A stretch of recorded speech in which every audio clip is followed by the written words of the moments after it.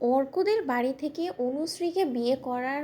এত পরিমাণে চাপ যে মূলত দেবলীনারই চক্রান্তের ফাঁদ, সেটা এবার কোনোভাবেই ধরতে পারলো না কুসুম, আয়ুষ এবং ঈশান মিলে। হ্যাঁ বন্ধুরা, ভিডিওটা লাইক দিয়ে দেখতে থাকুন। যেই মুহূর্তে কিনা দেবলীনা বলতে থাকে অর্ককে ফোন করে যে অর্ক, তোমাকে আমি এতগুলো কারি কারি টাকা কিন্তু আমি এমনিতে দিইনি, তোমার মনে আছে তো নিশ্চয়ই যে তোমাকে ঠিক কী কী করতে হবে তোমার পরিবারকে দিয়ে, এমন পরিমাণে অনুশ্রীর বাবা ওই অভিমন্যু রয় চৌধুরীর উপরে চাপ প্রয়োগ করতে হবে, যার ফলে কিনা সে যত শীঘ্রই সম্ভব অনুশ্রীকে তোমার হাতে পাত্রস্থর করে দিতে এক পর্যায়ে বাধ্য হয়ে যায়। এবং তুমি যতদিন পর্যন্ত না অনুশ্রীকে বাড়ির বউ করে ঘরে নিয়ে আসছো, ততদিন পর্যন্ত আমার পথের কাঁটা ওই অনুশ্রী কোনো মতেই সরবে না। এবার অনুশ্রীকে আমার পথ থেকে চিরকালের জন্য সরিয়ে দেওয়ার একমাত্রই পথ আছে। ঠিক সেই মুহূর্তে যখন কিনা অর্ক বলতে থাকে যে আপনি যেরকমটা ম্যাডাম বলেছেন ঠিক সেরকমভাবেই চলছে কাজ, এবং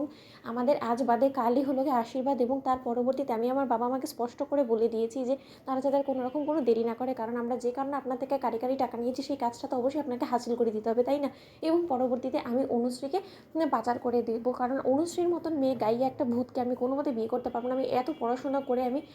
বাইরের দেশ থেকে আমি সম্পূর্ণরূপে আমার ডিগ্রি নিয়ে এসে আমি আজই হোক না কেন এই অভিমন্যু রয় চৌধুরী এই গ্রাম্য একটা মেয়েকে তো আমি কোনো মতে বিয়ে করে সুখী হতে পারবো না, সেটা আমি নিজেও খুব ভালো করে বুঝতে পেরেছি। ঠিক সেই সময় দেবলীনা যখন বলতে থাকে যে সে তোমার ইচ্ছা, ঠিক সেই সময় অভিমন্যু বলতে থাকে যে ম্যাডাম আপনি একদম টেনশন করবেন না, আপনার কাজটা হয়ে যাবে, যত শীঘ্রই সম্ভব আমি অনুশ্রীকে বিয়ে করে আপনার পথ থেকে ওকে চিরকালের জন্য সরিয়ে দেবো। অন্যদিকে যখন কিনা অনুশ্রী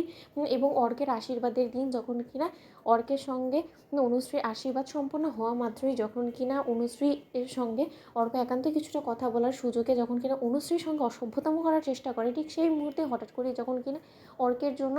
জলখাবার নিয়ে যেতে বলা হয়, অনুশ্রীর পিসিমণি যখন বলতে থাকে যে গৌরী যাও, বরঞ্চ তুমি অর্কের জন্য এই জলখাবারটা নিয়ে যাও, ওখানে ওরা আছে, ওরা নিজেদের মতো করে খেয়ে নেবে। ঠিক সেই মুহূর্তেই যখন কিনা অর্ক এক পর্যায়ে অনুশ্রীর সঙ্গে অসভ্যতাম শুরু করে দেয়, এবং অর্ক বলতে থাকে যে এমনি এমনি তো তোমাকে আমি পাচার করে দেবো না, নিজে তো আগে তোমাকে ভোগ করে নিই তারপর তো,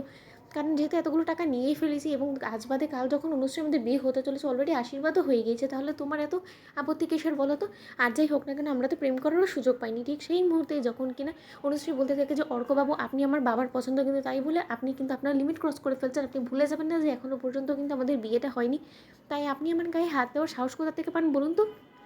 ঠিক সেই মুহূর্তেই অর্ক বলতে থাকে যে কেন অনুশ্রী, তোমার কি কোনোভাবেই আমাকে পছন্দ না? তোমার কথাবার্তা শুনে তো এমনই মনে হচ্ছে যে তোমার হয়তো আমাকে পছন্দ না, কিন্তু আমার তো তোমাকে বেশ পছন্দ, তাই তো আমি তোমার উপর অধিকার ফলাচ্ছি, এবং আমার কোনো মতেই মনে হয় না যে আমি কোনো রকম কোনো অন্যায় কাজ করছি, এবং এতে করে তোমার পরিবার জানলেও কেউ কোনো রকম কোনো কিছু বারণ করবে না, কারণ সকলেই চাইবে যে আমরা এখনকার যুগের ছেলে মেয়ে এবং আমরা একান্তই কিছুটা সময় কাটাই, এবং তার জন্য তো আমাদেরকে একান্তই আশীর্বাদের পর